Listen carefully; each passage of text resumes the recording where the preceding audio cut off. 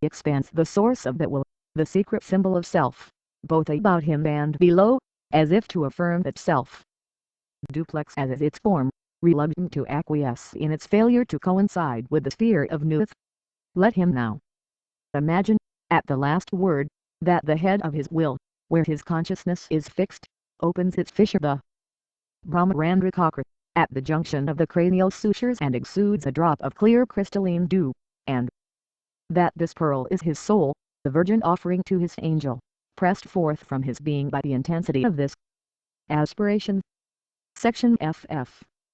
With these words the adept does not withdraw his will within him as in the previous sections. He thinks of them as the reflection of truth on the surface of the dew, where his soul hides trembling. He takes them to be the first formulation in his consciousness of the nature of his holy guardian angel. Line 1. The gods include all the conscious elements of his nature. Line 2. The universe includes all possible phenomena of which he can be aware. Line 3. The winds are his thoughts, which have prevented him from attaining to his angel. Line 4. His angel has made voice the magical weapon which produces words, and these words have been the wisdom by which he had created all things. The voice is necessary as the link between the adept and his angel. The angel is king, the one who can, the source of authority and the fount of honor, also the king or king's son who delivers the enchanted princess, and makes her his queen. He is ruler, the unconscious will to be thwarted no more by the ignorant and capricious false will of the conscious man. And he is helper, the author of the infallible impulse that sends the soul sweeping along the skies on its proper path with such impetus that the attraction of alien orbs is no longer sufficient to swerve it.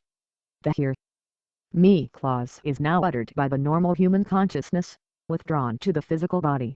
The adept must deliberately abandon his attainment, because it is not yet his whole being which burns up before the beloved. Section G. The adept, though withdrawn, shall have maintained the extension of his symbol. He now repeats the signs as before, save that he makes the passive invoking pentagram of spirit. He concentrates his consciousness within his twin symbol of self, and endeavors to send it to sleep.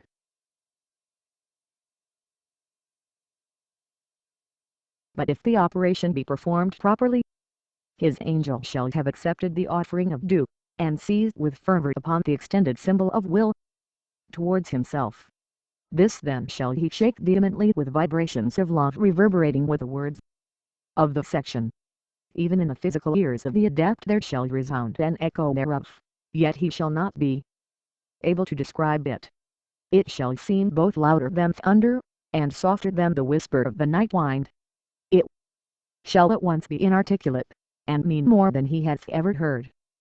Now let him strive with all the strength of his soul to withstand the will of his angel, concealing himself in the closest cell of the citadel of consciousness. Let him consecrate himself to resist the assault of the voice and the vibration until his consciousness faint away into nothing.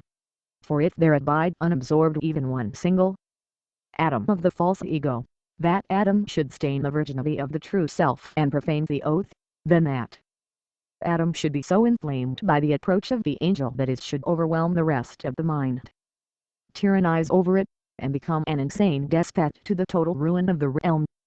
But, all being dead to sense, who then is able to strive against the angel? He shall intensify the stress of his spirit so that his loyal legions of lion serpents leap from the ambush, awakening the adept to witness their will and sweep him with them in their enthusiasm, so that he consciously partakes this purpose, and sees in its simplicity the solution of all his perplexities. Thus then shall the adept be aware that he is being swept away through the column of his will symbol, and that his angel is indeed himself, with intimacy so intense as to become identity, and that not in a single ego, but in every unconscious element that shares in that manifold uprush. This rapture is accompanied by a tempest of brilliant light, almost always, and also in many cases by an outburst of sound, stupendous and sublime in all cases, though its character may vary within wide limits. The spate of stars shoots from the head of the will symbol, and is scattered over the sky in glittering galaxies. This dispersion destroys the concentration of the adept, whose mind cannot master such multiplicity of majesty. As a rule, he simply sinks stunned into normality, to recall nothing of his experience but a vague though vivid impression of complete release and ineffable rapture. Repetition fortifies him to realize the nature of his attainment, and his angel, the link once made, frequents him, and trains him subtly to be sensitive to his holy presence and persuasion.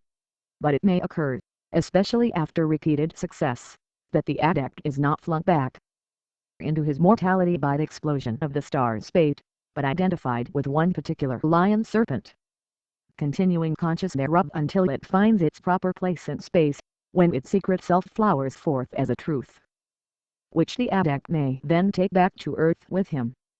This is but a side issue. The main purpose of the ritual is to establish the relation of the subconscious self with the angel in such a way that the adept is aware that his angel is the unity which expresses the sum of the elements of that self, that his normal consciousness contains alien enemies introduced by the accidents of environment, and that his knowledge and conversation of his holy guardian angel destroys all doubts and delusions, confirms all blessings, teaches all truth, and contains all delights.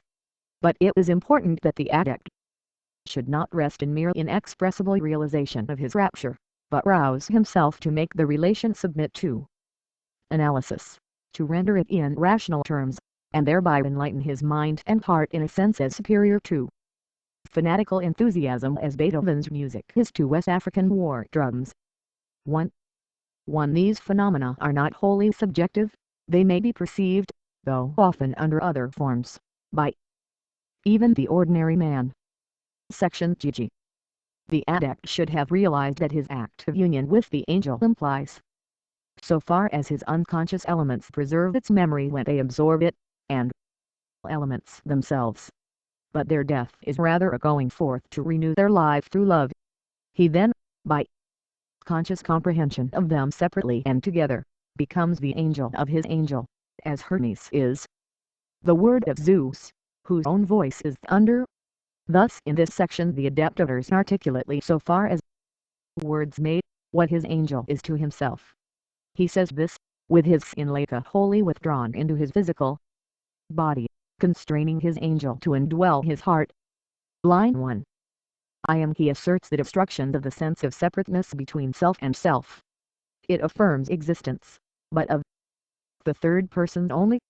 The bornless spirit is free of all space, having sight in the feet that they may choose their own path. Strong is GBR, the magician escorted by the sun and the moon. See Liberty and Liber 777. The immortal fire is the creative self. Impersonal energy cannot perish, no matter what forms it assumes. Combustion is love. Line 2. Truth is the necessary relation of any two things, therefore, although it implies duality, it enables us to conceive of two things as being one thing such that it demands to be defined by complementals. Thus, an hyperbola is a simple idea, but its construction exacts two curves. Line 3. The angel, as the adept knows him, is a being T4F, which obscures K3. The adept is not officially aware of the higher Sephirot. He cannot perceive, like the Ipsisymbus, that all things soever are equally illusion and equally absolute. He is in T4F, whose office is redemption, and he deplores the events which have caused the apparent sorrow from which he has just escaped. He is also aware, even in the height of his ecstasy, of the limits and defects of his attainment. Line 4. This refers to the phenomena which accompany his attainment. Line 5. This means the recognition of the angel as the true self of his subconscious self, the hidden life of his physical life. Line 6. The adept realizes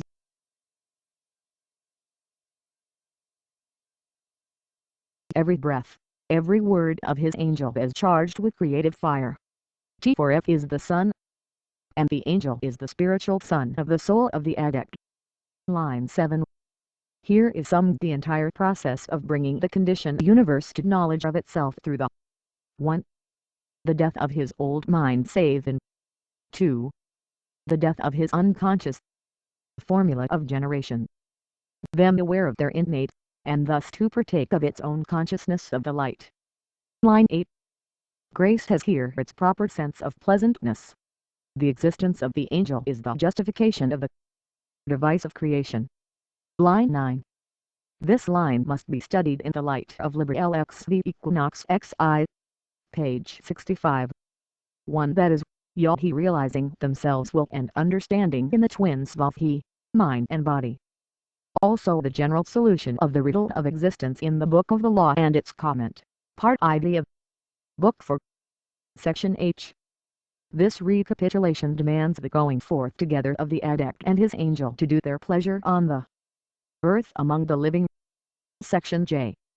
The beast 666 having devised the present method of using this ritual, having proved it by his own practice to be of infallible puissance when properly performed, and now having written it down for the world, it shall be an ornament for the adept who adopts it to cry hail to his name at the end of his work.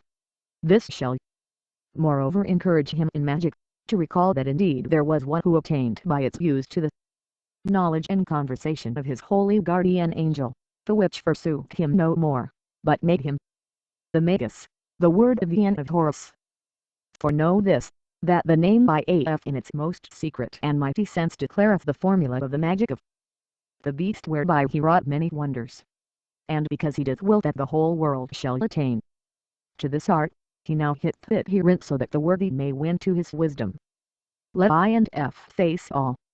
Friends, 9 by nature, not